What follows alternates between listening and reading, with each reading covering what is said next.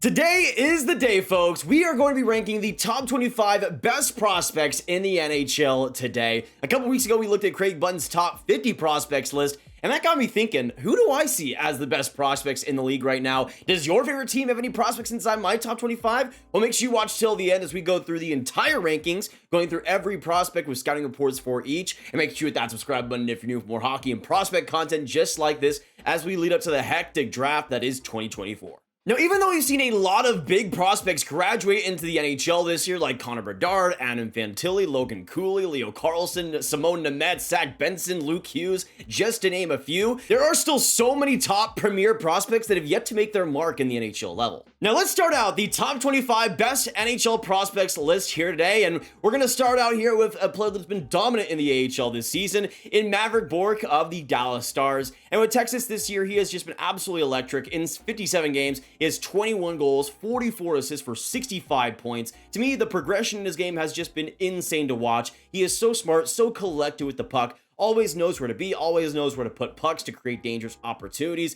And this is just going to be a guy that to me is an extremely smart player in the future. Isn't going to be maybe an electrifying 90-point guy, but as a second line smart middle sixer who just gets the job done, Bourque is going to be great and has already proved at the pro level to put up some massive results. Now, after Bourque, we now go on to number 24, and for my 24 best prospect, I got Jimmy Snuggerud, who we've talked about a lot over the past couple of years on this channel as a guy that has risen past his draft year expectations for me. He was a guy that I thought was going to be this great defensive middle six Swiss Army knife, but he has really unlocked a lot of offense in his game. You can see 50 points with Minnesota last year, and even though this year hasn't been as productive, his goal scoring has still been fantastic, and he's been great for the US and the World Juniors over the past couple of years as well. He's a really interesting project, a guy that I think has definitely leaned more offensive since he's joined the NCAA, but for St. Louis could be a really interesting, versatile top six wing. With the shot and the shot selection being the biggest offensive strength back in his draft year for me, the fact that he's been able to improve on that even more with all the other traits around him,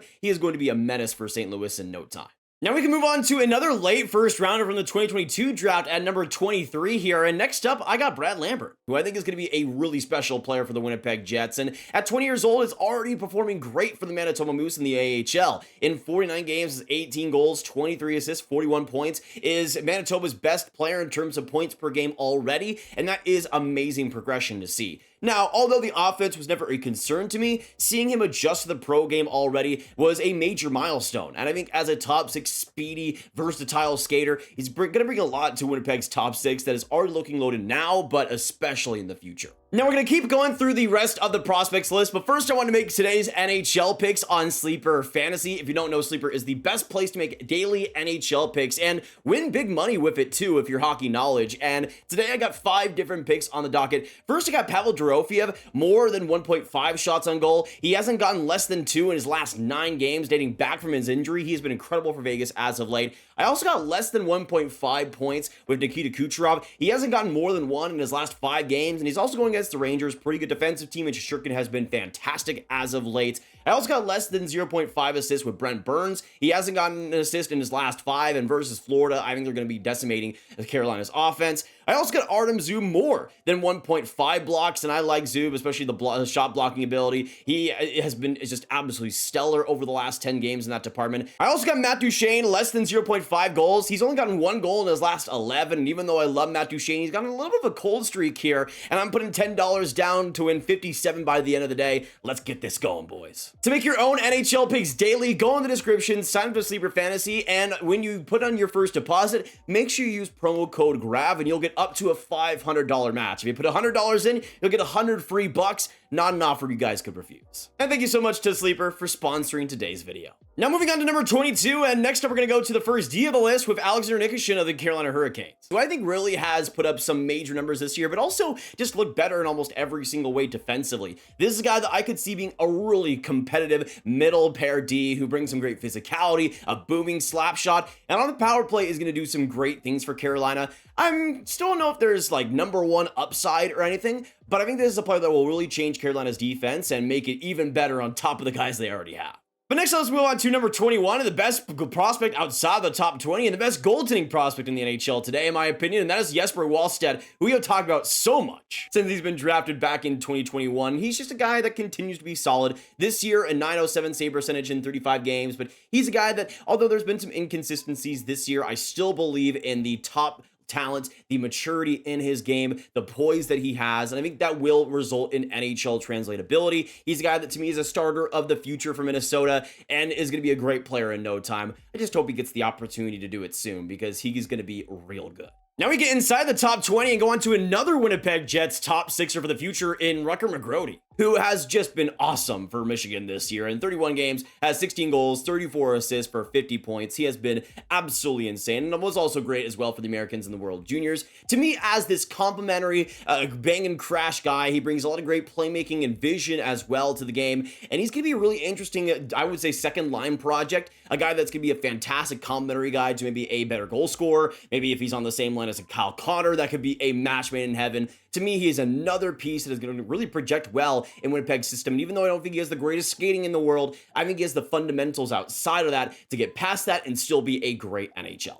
Now we go on to number 19, and next up I have the first Red Wings defenseman on this list, and Axel Sandin Pellikka, who has just been brilliant to watch the progression for this year. He was already a guy that I was pretty high on, but this year in the SHL, he's been a goal-scoring machine, 18 points in 39 games, and also came up big for Sweden at the World Juniors as well. This is going to be an offensive dynamo, a player that can walk the blue line so well. His shot is extremely underrated. The vision on the ice is great. And this is going to be a guy that I do think still needs some patience. He does still need to grow a lot more in his frame and add some more bulk. But this is a guy that I could see being a fantastic power play, maybe even number 2 offensive defenseman when it's all said and done for Detroit. Now we go on to number 18, a player that I just love to see being this high after the injuries he's had over the past couple of years, and that's Frank Nazar of the Chicago Blackhawks. Playing with Michigan over these last couple of years, you can see in 2023, he only played 13 games altogether, getting 7 points, and it was just a disastrous year for him. But this year, we've seen him rebound in a big way, 37 points in 36 games, and he was a playmaking machine at the World Juniors. Not even just with the assist he got, but just how many plays he was setting up and how good of a play driver he was. That's going to be really the bread and butter with Nazar's game, just how much playmaking and how much speed there is in his decision making and the way he's able to process the game offensively. I do still think there might be some limitations in his game once he reaches the pro level, and we'll see how he's able to rebound with the physicality that comes with it. But I still think there's a lot to unlock here, and at least as a middle six power play option,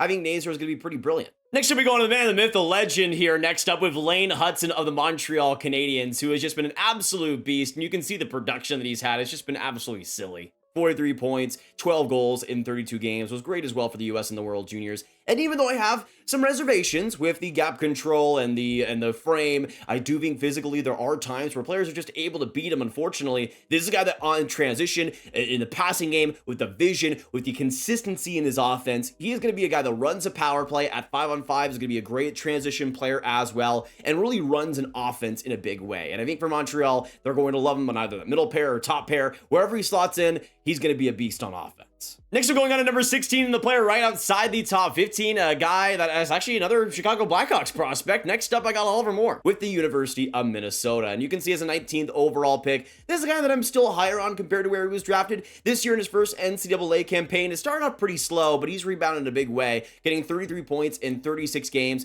I thought was pretty solid in his limited role with the US and the World Juniors. And I think in terms of the playmaking, the vision, he is going to be such a creative offensive player. And to me, even though there are some issues with the consistency and some of the decision making he provides, he's an unreal skater, and that's going to be really the big thing for him. How much is he going to be able to get past some of the wonky consistency? Because to me, Moore has the talent to be one of the best players in this entire list. Unlocking that, though, will be the big challenge. Next up, let's go on to number 15, and honestly, one of the most underrated prospects on this list, but it's going to be Shane Wright of the Seattle Kraken, a player that I just feel like is getting way underrated at this point. Even though he is a player that, after all the hype that he's had, has been disappointing, he's still a guy that I could see being a great, maybe second-line center at the NHL level, and he's been pretty good lately as well in the AHL. 5 points over his last 5 games, I believe, and 37 points in 49 games. To me, I don't think you're ever going to get an electrifying offensive player, but a guy that has a great shot, is just really consistent and has just a really mature game. I don't think he's going to overwhelm you by any means, but is going to be a guy that makes the right plays, is a guy that stays in the right areas, and just is a great positive result for your team. And I think as a second line center, Shane Wright is going to be perfect in that role for the Seattle Kraken. Now going on to number 14, and honestly one of the more improved prospects in this entire list since his draft year, and you love to see it because he's always had so much potential and he's already starting to unlock it. And next up, I got Daniil Buda of the Arizona Coyotes. This was a guy that I always was fascinated by. Had some wonky skating mechanics, but was a player that still generated speed in a decent way. But the talent offensively that this guy had, the way he was able to use his body was incredible. At 6'5", 203 pounds, you can see what he's been already able to do in the KHL this year. 10 goals, 21 points in 55 games, and as well, looked pretty good in the playoffs too. And at 19, that's exactly what you want to see. He was a player that really surpassed my expectations this season and is looking like a really interesting power forward top sixer for the Coyotes in the near future. Now we move on to number 13, and actually the second Detroit Red Wings defensive prospect on this list, and I got Simone Evanson, who I'm a big fan of what Evanson is going to bring in the future. Even though I don't think there's been a ton of progression year over the past couple of seasons, I mean, defensively, he just continued to get more adjusted to the pro level, and I think it's time that he's an NHLer. I hope Detroit makes some moves after this offseason to put up a spot for him, because I think he could absolutely play in the NHL already, but as a physical defensive guy who'll bring some great smarts defensively, this is going to be a guy that with his smooth skating as well has just a great defensive upside, and I think for Detroit is going to be an excellent under the radar, but also has some offensive moments, and I would love to see how he translates there. Now we go on to number 12 next up and go on to Arizona Coyotes defenseman Dmitri Simashev, the second 2023 first rounder from them. Kind of up the same alley, I would say, as Simone Evanson, but to me, with the physical traits he has, the defensive acumen that he's able to provide, he has been such a steady D in the KHL this year, and even though those numbers aren't going to absolutely pop out at you, 10 points in 63 games is still pretty good, and I thought he was good in the playoffs as well in the KHL. This is a guy that just brings such a great complete game defensively, and I think offensively he's starting to show a lot more to his game as well. And even though I don't think he's going to absolutely wow you, I don't think he's going to be this unreal producer at the NHL level, I think he could get around 40 or so, 30 or 40 points and be one of the best defensemen in the NHL. That's what I believe. Now we advance on to the guy right outside of the top 10, and I go to number 11 with Gavin Brinley. You guys have known I love this guy for a very long time, and I think as a 34th overall pick, he continues to be a steal for Columbus. This year, I think he's really been a driver of the boat for Michigan, even though Rooker McGrody is also there. Frank Nazaro is also fantastic. To me, whenever I watch Michigan, Brinley is the guy creating the most. With 23 goals, 27 assists, 50 points in 35 games, he's just an offensive dynamo. And to me, with Michigan, it is just such a leader offensively, such a catalyst. And even though he's on a smaller stature, he gets by and physically isn't also afraid to win battles, to get in deep, and to also make things turn around in the right direction. I love Brinley, and I think his style of play is going to fit in perfectly with Columbus in the future, and he's going to be absolutely awesome there. Now let's move on inside the top 10 and go on to another American in the NCAA in Gabe Perau. Of course, drafted 23rd overall by the Rangers and is looking fantastic as a pick there. He's been unbelievable for BC in his first year as an 18-year-old. In 30 games, 15 goals, 35 assists for 50 points. He is going to be one of the best complementary players in the entire NHL. If you put him with a great centerman, he is going to be able to get the most out of them, drive play, and the playmaking that he has is going to be incredible as well. The vision he has, the way he's able to work off his teammates, he just has instant chemistry with almost everybody he plays with. He's just such a great player to get the most out of anybody, and I think in the next level, he's going to be somebody you love having in your top 6. Now we move on to number 9 and keep going with the Swedes here. A lot of them so far in this list, and next up I go with Jonathan Lekkerimaki of the Vancouver Canucks. Another player that has risen a lot over the last year, really, since he was drafted. It was interesting last year, just the struggles that he had in the Allsvenskan. Only 3 goals in 29 games, and even though he was a point per game in the qualification, the season was pretty disappointing. But this year in the SHL, he has truly gone above and beyond, and the confidence is sky high. In 46 games, he has 19 goals, 12 assists, 31 points. Is looking absolutely dynamic, was great for Sweden in the World Juniors, was one of their best offensive players, and maybe the entire tournament, league-wide, he was unbelievable. And this guy that with the poise, with the confidence, with the shooting ability he has, is going to be a menace and an unbelievable first-line power play threat at the NHL someday. But now let's go into the 8th best prospect in the NHL. Speaking of threats, just like Lekkerimaki, I got Olan Zheer, who, even though Pavel Michkov has kind of leapfrogged him and gotten to the NHL first, Zellweger is right behind him and has also gotten a taste in the NHL this year, looking pretty solid for Anaheim. But in San Diego in the AHL has been brilliant. In 44 games, has 37 points, 12 goals. He's been an absolute weapon offensively. I think will be that, especially on the power play for the Ducks in the future. A great transitional D as well outside of that. And even though I don't think he's ever going to light the world on fire defensively, I think he's a pretty smart and capable player, even if that frame isn't the best in the world. Now moving on to number 7, we're going to go on to the Washington Capitals' 8th overall pick in Ryan Leonard. Just an absolute dog, and has continued to be that wherever he's played this year, whether it be in BC, whether it be at the World Juniors. Leonard is going to be one of the most competitive players on the ice no matter where he plays, and that's really driven as well by the competitiveness and also the pretty balanced skill set he has. I love the way he's able to work in tight, work around the net, be able to crash and bang goals in. He's just such a smart player, always knows where to be, and I think for the Capitals, even though he's not going to be a superstar level talent, I think he's going to be a guy that gets the most out of everybody around him, and also it's just going to be a guy that pots in goals, whether they be nice or greasy. Leonard does it all. Next up at number 6, we're going to go right outside the top 5 to LA Kings D, Brant Clark, who is a guy that with a lot of the graduates, I think has really risen up this list quite a bit. He's a guy that did get a little bit of a chunk of change in the NHL this year. 16 games, 6 points, I thought looked pretty good. His deployment was kind of weird at times, but I thought he looked pretty solid in that department, and in the AHL, you can see what he's been able to do. I mean, he was above a point per game a little while ago, but 34 points in 35 games also ain't bad. As an offensive D, Brant Clark is going to be brilliant. As a power play commander, he's going to be one of the best in the NHL, and as a point producer, he's going to be exactly what LA needs. Now we move on to number 5, and I don't care if I'm overhyping him. He has always been one of my boys, and he will continue to be one of my boys, especially with how good he's already looked at the NHL level. And I gotta go with Logan Stankoven of the Dallas Stars. I mean, how could I not have him in the top 5 at this point? Everything with Stankoven has just continued to get better and better. This year in the AHL, he has been an absolute stud, and you can see as well in the NHL level, he's looked right at home. Sure, he hasn't gotten to point in his last 3, but I don't care. The dude has been absolutely electric, and the way he uses his body, the skills that he has, the offense he's able to push, he's just so good, man. And he's going to be a top 6er in no time for this Star squad. Now we move on to number 4, and the best defenseman on this list, in my opinion, David Jiricek of the Columbus Blue Jackets. And to me, really, the only thing holding Jiricek back is the Columbus franchise at this point. I think he should be in the NHL, and I thought he looked pretty good at the NHL level this year defensively. But for some reason, they wanted him back in the AHL, and he's doing okay there. I think with Jiricek, though, there's so much to like with the physical play and the way he reads the game defensively,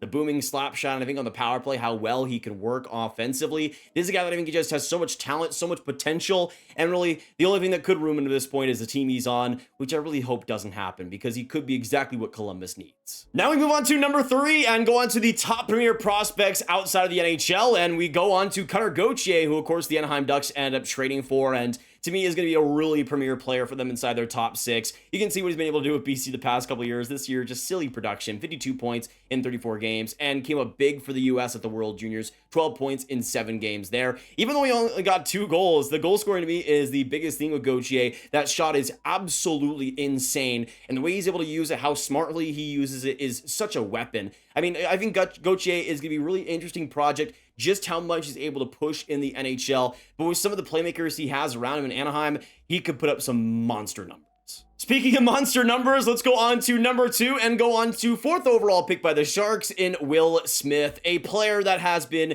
absolutely electric with BC this year, and especially in the second half, it's just seemingly gotten better in every single way. It feels like in 34 games this year, he has 18 goals, 39 assists, for 57 points, and also was great for the US at the World Juniors. To me, in terms of pure creativity, in terms of electrifying offensive play, you might not find anybody more consistent in that than Will Smith. And even though I have some reservations over how much of a defensive product he's going to be, he is going to be a monster in offense and will be a leader on that Sharks team on the power play at 5-on-5 and really creating a lot for other teams to finish on. But now, going on to number 1, and the best prospect outside of the NHL, outside of North America right now, it has to be Matvei Michkov of the Philadelphia Flyers. At 7th overall, a fantastic pick there, and the way he's been able to progress over the past couple of years has just been so fun to watch. I mean, you see this year with Sochi in 47 games, he has 19 goals, 22 assists for 41 points, And with me, to me, with Michkov, it's just the way he's able to process the game, the speed at which he plays it, the offense he's able to create. He is such an electrifying player every single shift, and I think he's also improved in a lot of key areas with his physicality, and he was already a pretty aggressive player along the boards and in those dirty areas, but he's starting to get even better results with that, stealing pucks, creating turnovers. He's becoming more of a puck hound as well, and you combine that with his brilliant shot, the way he's able to just dominate on the power play, and he could be a special player for the Flyers. If there's anybody in this list that could reach 100 plus points, it's Matvei Michkov, and I think he will do it someday for this Flyers squad. But those are my top 25 rankings for the best prospects in the NHL today. I want to know in the comments down below, what do you guys agree with? What do you guys disagree with? And what would your list look like if you could do it all over again? I'd love to know your thoughts down below. Of course, make sure you share the video with all the hockey fans you guys know online, and hit that like button, hit that subscribe button, hit that notification bell if you guys enjoyed. And of course, make sure you click on this card for all my hockey prospects talk right in one playlist. A lot of good stuff to binge right there. And I will see you in the next one. I hope you guys enjoyed today's video. Hope you guys enjoyed all the videos lately. And hopefully you guys have a great hockey day as well. Goodbye.